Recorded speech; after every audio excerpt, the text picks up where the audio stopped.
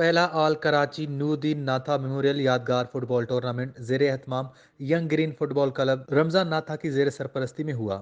Final match تنظیمی sports بمقابلہ شاہد memorial کے درمیان کھیلا گیا۔ دونوں ٹیموں نے بہترین کھیل کا مظاہرہ کیا۔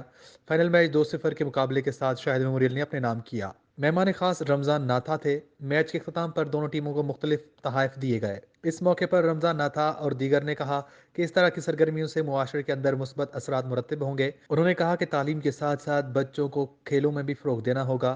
انہوں نے کہا کہ فٹ بال فیڈریشن کے عہدیدار اس طرح کی حکمت عملی مرتب کریں جس سے اسپورٹ کے ساتھ ساتھ تعلیم کا بھی عمل شامل ہو سکے۔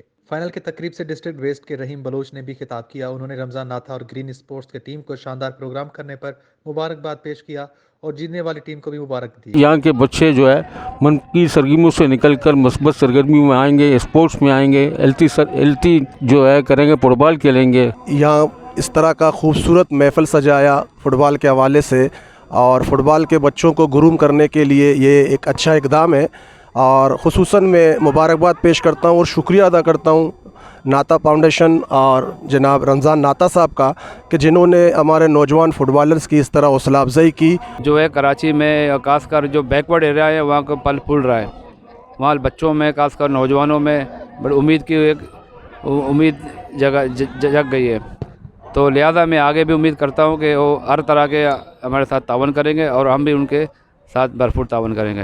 پہلے غیر اخلاقی اور غیر قانونی سرگرمیاں ہوتی تھی، وہاں پہ فٹ بال کا میلہ سجایا، ہم ان کے انتہائی شکر گزار ہیں اور امید کرتے ہیں کہ آئندہ بھی ہمارے نوجوان نسل کو، ہمارے بچوں کو ایسے پروگرام مہیا کریں گے۔